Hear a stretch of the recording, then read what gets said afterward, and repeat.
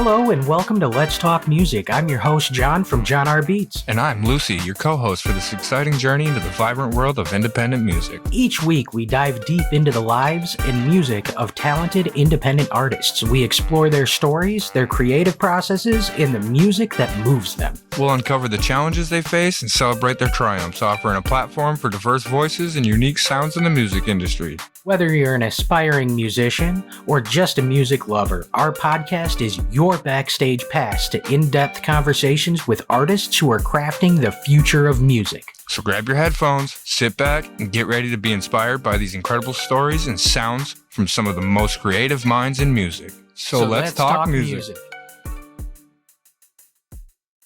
If you wanna ride with me, we can get down.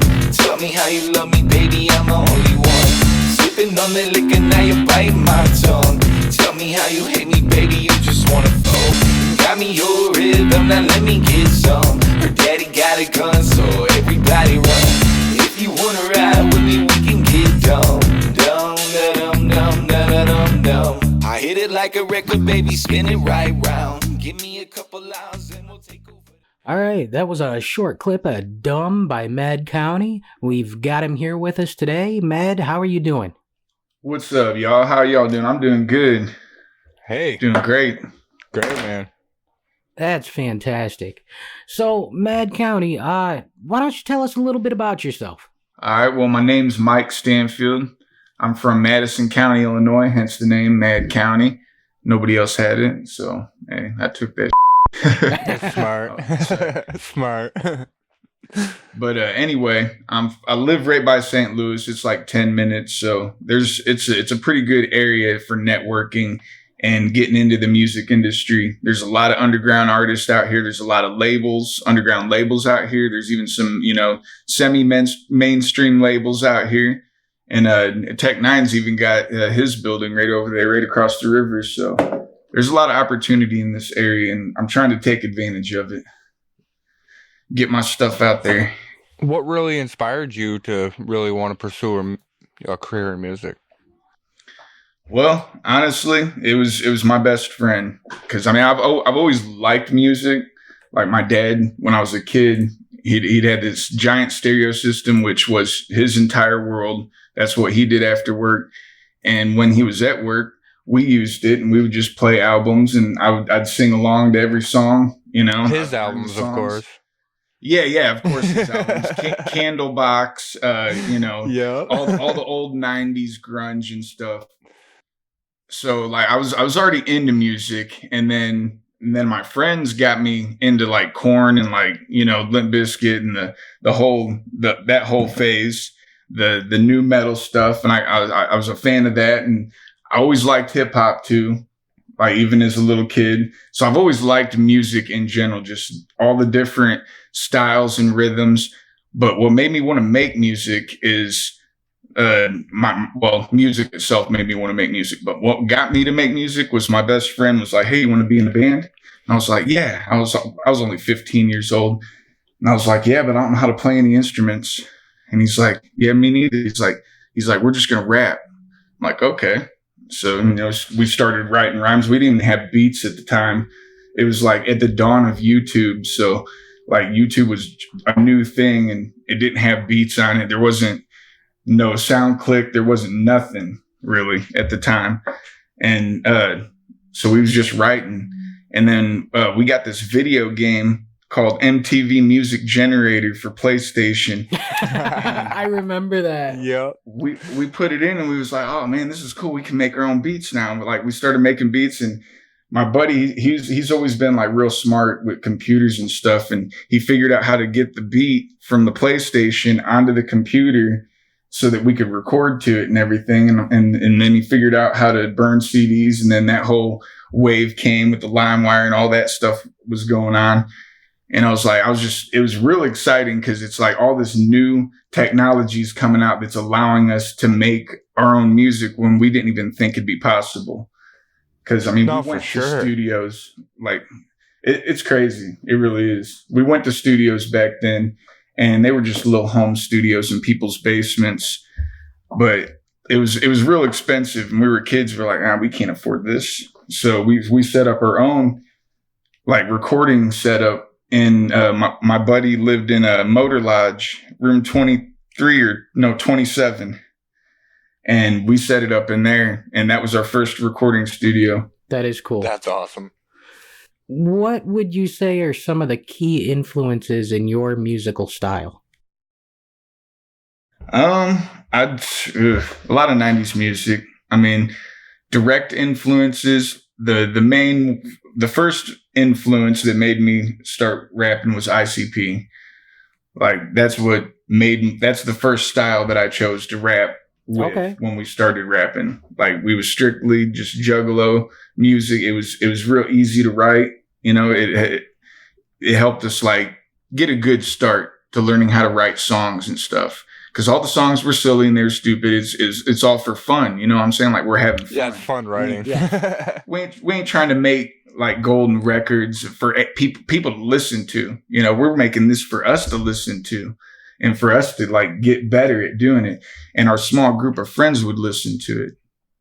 You know, and they became our day ones basically. Okay. You know, like I said, Korn and Limp Bizkit, new metal in general, like all the 90s music was all an influence also, because that's mostly what I listened to growing up, because that's what my dad listened to. So yeah. How has your like music evolved since you started to like now? How could you put that for us? It's evolved a lot, and I think a lot of artists do. I also work at a studio. I help my buddy run a recording studio. So I work with a lot of artists every day too. And I see their development, and when they come in, a lot of artists are hard on themselves and they're like, oh man, you know, this ain't good. I don't even want to put this out. And I'm like, don't worry about putting it out. I'm like, cause they're 90% of the artists that come in here are better than I was when I started. Cause I still have the recordings from when we were 15, starting to make music. I don't even want to dig out the old phones. No, we do though, and we show people too, you know, like close friends and stuff, you know, just to show them like, hey, look, this is what we started as, and a lot of the artists are like 18, 19, you know, so one of them's 15, so he's like right at the age where we started, and I'm showing him, I'm like, look, this is where we started, like you're already better than that right now, like you're very talented, so don't beat yourself up. Be like, oh, my music's not good enough. Like it will be eventually. You just got to keep doing it, keep working at it. So it's evolved quite a bit. I'm not a genius. I'm not smart, as you would say, musically. I don't know what notes I'm playing. I don't know the keys. I didn't even know what keys were when I first started making instrumentals. Didn't know why the bass wasn't lining up, wasn't sounding good with the melody that I chose. You know, I had to learn all that just by doing it. And then later I found out why only certain basses, and I'm like, oh, okay. You know, so like you're always evolving and you're always learning. Like even today, working at the studio, I'm still learning every day that I'm in here. Oh, for sure. So what does your songwriting process look like?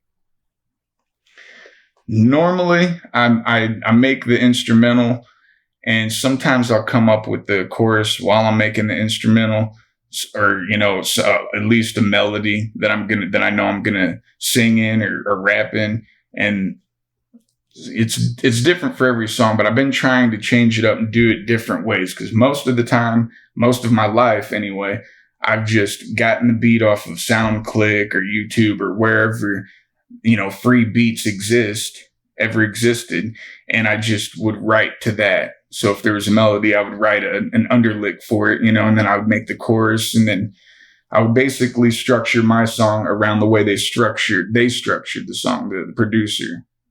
Okay. So if it sounded like, okay, here's an 8-bar verse, or, you know, a 16-bar verse, and then there's an 8-bar chorus, and then there's this little breakdown right here, I would just write to that. But I also play guitar and keyboard. And like I said, I've been making beats for a long time too. So when I'm making beats, sometimes I'll be thinking of, you know, melodies while I'm coming up with the main melody. I'll be thinking of an underlick, how I'm going to sing on it, or, you know. And one song that I have called My Girl, I actually was sitting on the porch, wasn't listening to beats or nothing, and I was just humming a melody and then put words to it. And then I went inside and I found the melody on the keyboard, and then I made the whole beat around that melody and chorus. Nice. That's crazy. So, I mean, it really just depends. I just try whatever inspires you at the moment is what I go with.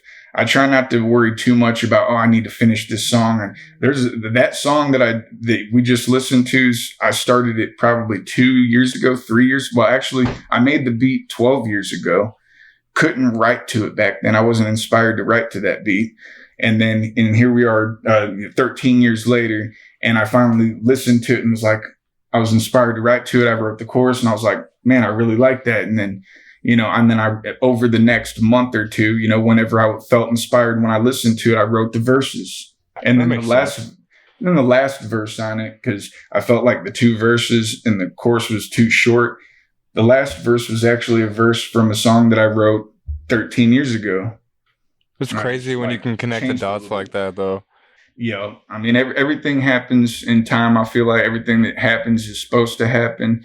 And I'm trying not to worry too much about the details of anything. Just go with the flow. And when you feel the magic, then do it. And if you don't feel it, don't stress yourself out and try to make the song happen. Just walk away, do a different song, listen to something else, and then find something that inspires you. Do that. Come back to the other one. And if you feel inspired, do it. And if you don't, same process. Find something else. I also got ADHD too. That could be what that is, but I mean, regardless, that is some solid advice. Yeah, whatever works for you. There is no right answer for anybody to make music. Whatever works for you, because it's really hard to get yourself in the space where you feel creative, and then find the time to do it also when in the world. And then especially when you start taking it more seriously, it's even harder because you want to do it more, but you still have that same limited amount of time, limited amount of resources, Well, since we're on this, like, what are some of the challenges you've faced as an independent artist? Well, I don't know. I don't really know. I haven't really faced a lot of challenges, I don't think. The normal ones that everybody's going to face. Yeah. Which is there's a lot of hate in the world. There's a lot of jealous people, and especially in the music industry, there's a lot of talking, gossip, clicky. There's a lot of stuff to deal with. No, for real. A lot of people will click up, and then you can't be part of the cool group, or you have to worry about who you associate with, because, if you associate with this artist, well, this artist is beefing with that artist. I don't know, that whole part of it's, a little crazy, and I try to stay out of all that. I am. Oh, for sure. I don't get involved in nobody's the underground politics. Beefs. I'm not a battle rapper, I understand beef, but I don't understand how you're gonna take 10 guys with you that had nothing to do with it. It's like, if it's between me and you, it's between me and you, and that's how it should always stay. Yeah, absolutely. And I guess another challenge would be, wondering what do you do? What do you have to do to make it to the next level, and just trying to figure that out. And basically you can't really figure it out if you just don't go into the community and get involved and go to shows and actually, get involved with everybody and meet people. Because you got to figure out what is there to offer in this area. There's opportunities out there, but they're not going to jump out and bite you. You have to go out there and look for them, and you have to know the right people. Because money isn't the only thing. You can getting on these festivals is really not. There's no number you can just call. Hey, I'd like to buy a slot on this festival. You have to actually know the people. Yeah, for real. Oh, it's all about networking. You got to put the work in. Yeah. I was lucky enough to get to perform on my first festival in Taylorville, Illinois, and I didn't even have to pay for it or sell tickets or nothing. My buddy actually knew 2 of the artists that were on the bill, and they both hit me up simultaneously asking me to DJ for their set. And I was like, of course. And I wanted to go anyway.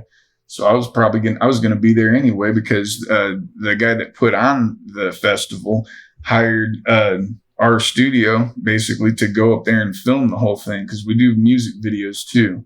Oh, that's And cool. we've done music videos for a few of their artists like Just in Time, Marcotic, Hitman. Dude, that's awesome. Something. I can't remember all the artists, but there was a bunch of artists that we met up there, and it was like a country rap festival. Yeah. Which, I don't really have a lot of country rap songs, but it was there was other artists on the bill that wasn't just country rap. It was just like the main artist there, and it was like a mud festival. So Redneck Rave. Yeah, it was the same thing. Just in Time, he does the Redneck Raves too. It wasn't the Redneck Rave. It was a smaller he called it festival, something else too, and he took over a few, but that's pretty cool. Yeah, it was dope. It was awesome. Videos. Do you do any other forms of like the culture? You paint? Well, I used to draw. Actually, when I was real little, I wanted to be an animator. I drew cartoons and comic books and stuff, so I can draw. I haven't done it in a long time, but I was actually a union painter for 17 years, just painting like steel beams and chemical plants and bridges, dams, stuff like that, water towers. Oh, no doubt. That was my main job for most of my life, because that's what my dad did for 35 years, however long he did it for. But he ended up dying of cancer, and I ended up quitting because I don't want to die of cancer. That damage might already be done, but yeah, it sucks. He was a painter for a long time though, and I knew since 5th grade that that's what I was going to do too. But the job isn't fun. The people that you work for and work with aren't really that loving. You know what I'm saying? You're away from your family and you're with all these people that are just, you got to watch your back everywhere you turn. And then you're working in all these like real crappy areas, staying in motels that have bullet holes in the windows and the doors and stuff, like getting bed bugs. I got bed bugs like 5 times, which I guess ain't too bad over 17 years, but I'd rather not ever get bed bugs. Yeah, no, for real. Yeah, you gotta leave that behind. Don't ever go back. No. Yo, I quit about 3 years ago because I moved back from Nebraska because I was living out in Nebraska for a couple of years painting a dam. It was 18 gates. So it took a long time to do. So I just moved my family out there and we lived in Nebraska for a couple of years. Well, we moved back to Illinois when the job was over. And my buddy was starting a studio. It was just a, small studio in this schoolhouse. It was like, a big giant building. It had a bunch of different shops in there. There was a coffee shop and he had a studio downstairs. And I went and checked it out. And I was like, man, that's awesome. Cause we quit making music for about 10 years. Just we all had kids and just went off and did our thing, went to work, got careers, had families, didn't talk for about 10 years. And then I come back and he's got a studio. I'm like, man, this is dope. This is what we should have did back then. For real.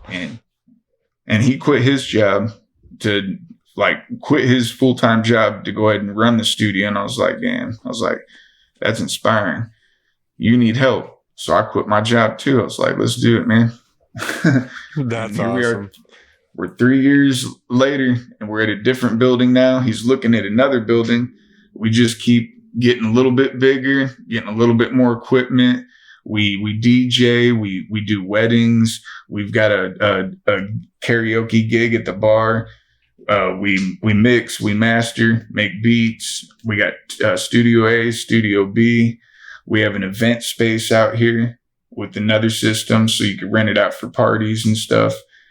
The building that we're in used to be a cigar shop, so you can smoke in here legally when most businesses in Illinois, you can't smoke inside. Dude, that's awesome. So you said you moved your family out to Nebraska and then you moved back, and so how do you balance your personal life with your musical career? Well, I didn't have a musical career for those 10 years. I didn't do anything but work, work, work. I just started making music again about 4 years ago. 4 years ago, I released my first song. 2021. So 3 years ago, almost four. But I released my first song, my first new song. And the only reason I started making music again was because my buddy had a studio, and then this guy hit me up that I met at a show, like performing. Because when we was younger, we had a group of 13 people that rapped, and we called ourselves Morbid Minds. That's and awesome. We did a show at Pops, which is the largest local venue that allows underground artists to come and do shows at. So it's like, it's the biggest stage that you can get on as a local artist normally in this area. Okay. And we did a show there. We sold over 200 tickets between all of us, and it was a packed show, and it was crazy. We did music for about, I'd say till 2011. So we did it about 3 or 4 years. We made music and did shows. And then, like, we all had kids and everything, went our own separate ways. 10 years later, I get a hit up by this guy that I met at one of those pop shows from back then. Ain't talked to him in forever. And he's like, hey, I'm willing to pay up to $2,500 for you to do a song with Head PE. I'm like, are you serious? I'm like, I'm down. It's like, I love Head PE. That's one of the, like, I used to listen to The Meadow and like that whole album when I was a kid. It was one of my inspirations, basically, that made me love music. So he paid for the collab, because I couldn't really turn it down. You know, at first I told him, I'm like, man, I can't let you do that. Like, you ain't got it like that. He's like, oh yeah. He's like, the pandemic just happened, so everybody got a bunch of money. I'm like, dang. He's like, I want to pay for your collab. I'm like, I'm down. I ain't made music in 10 years, so it was a little intimidating. Not gonna lie. I didn't really know what I didn't have a song prepared to send to him. So I'm like, I don't know what I'm gonna do. I had some beats that I made, and I sent the beat, a few beats to my buddy Craig, the one that his name's Craig Gold, and he paid for the collab for me with Head PE. I sent him the instrumentals and was like, look, man, pick one of these instrumentals. I'm gonna come up with something to it, and I'm gonna send it to him. And he picked one. I put like an intro on it, like it wasn't even into the chorus. It was the intro leading up to the chorus. I put it on there, and I couldn't come up with nothing else. I didn't even know what direction to go with it, really. I'm like, man. And I just sent it to him. And I was like, this is what I got. And the lead singer of Head PE, Jared, he sent me a message back. He's like, I really like this, man. He's like, send me the stems to it. And I sent him all the stems, and he basically remixed the beat, like changed it up a little bit in little areas, and like restructured the song himself, kind of.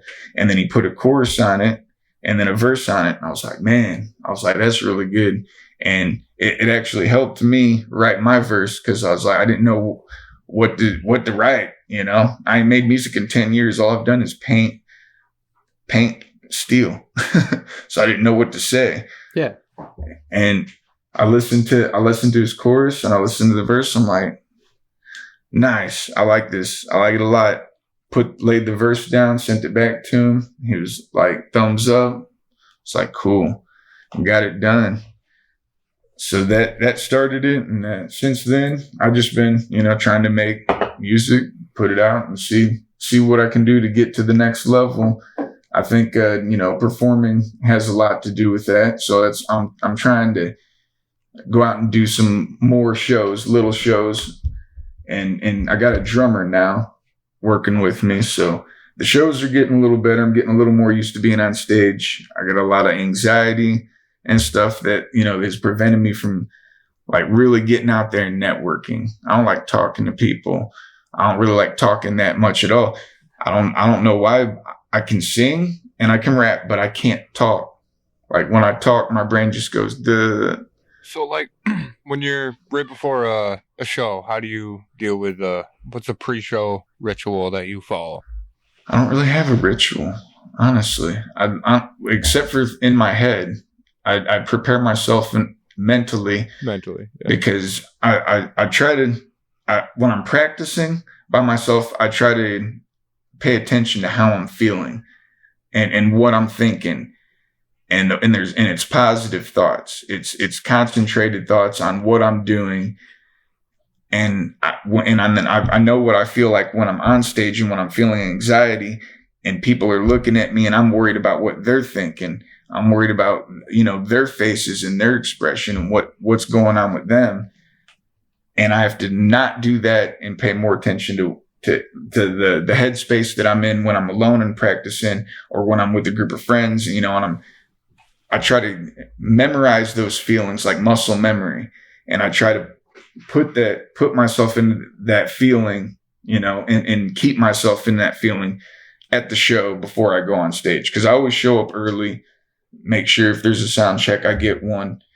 And I vibe with people. I walk around and talk to them. I try to keep that same energy all night until I go on stage, and then just hold it. It's almost like masking. Oh, for sure. If you have autism or something, you practice, holding it and just holding it. And then when you get home or when you're out of sight, you can finally let it go and, Yeah. Okay. Yeah.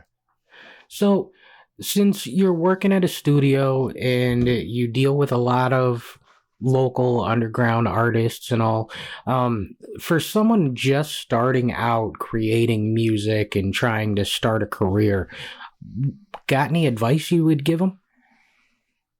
have fun, and don't stop having fun with it, and don't take it too seriously at any point. Because as soon as you take it too seriously and stop having fun, you'll stop doing it, and you'll go find something else in life, and that might not be better than making music.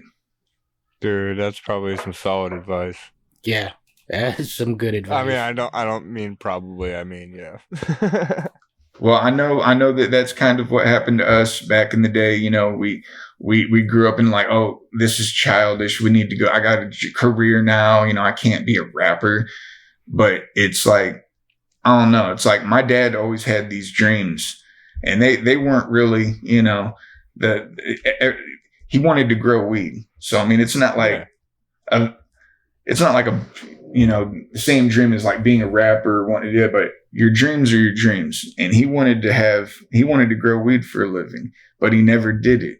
And until he had cancer. And then he took his bed out of his bedroom and he filled the entire room to the ceiling with pot plants and grew them. I like it, dude. And I'm like, man, and he only did it because he was dying and he didn't care. He knew there was no more time. Like, Yeah. I'm like, I don't want to wait till then to do what I want to do. Yeah. Like, you got to chase your dreams while there's still time. Absolutely. That's solid. So, off of that, what legacy do you hope to leave with your music? Okay. I guess that, basically not to take life too seriously, be fun, loving, and be kind. I mean, I know that's real basic, but I don't really have a goal with my music. It's like some of my music, I just like making music, but some of my music is funny. Some of my music is a little deep. I feel like there's a lot of different emotions that everybody feels, and that's expressed through music perfectly. Like you can absolutely. You can feel any emotion. You just put on a song and it's like It doesn't matter what the feel is. Like you're addicted to love songs. You might be addicted to hard metal songs that like get your blood pumping. Like there's all these different emotions, and people are chasing these emotions. And I don't know. I might have bipolar disorder. There might be a lot wrong with me. I don't go to the doctor, but I have a lot of different emotions every day, like ups and downs, and I'm only inspired to write music that moves me, that like has some kind of feeling. So if I'm feeling funny, if I'm feeling confident, I'll make a different type of song than on a day where, I'm kind of gloomy, I'll make a different type of song, whatever I'm feeling. And I just try to put those feelings into a song with the melody and the lyrics. I completely understand. Yeah, it's dirty. What's something else that your fans are going to find you out in the wild doing? Like, what other hobbies outside of music do you hold true? I mean, I used to ride bike a lot, just go on the bike trails just for exercise. I need to start jogging again because I performed, and man, I'm getting old. I just turned 38. My birthday was October 6th. That's so not old, I'm 38 years old now. Well, I know 12 years ago, I wasn't losing my breath like this on stage, but then again, I was so drunk back then. I don't think it sounded good. I know it didn't in any of the footage that I seen. Oh, it sounded horrible. Like, man. Well, but back then, that's how I dealt with my anxiety on stage. I'm like, and so didn't a lot of other people. Were like, hey, if we just get drunk and then we'll just get on stage and act fools. And for some reason, it worked. Everybody was like, oh, yeah, you guys were great. And I'm watching the footage. I'm like, yeah, I mean, it looks cool.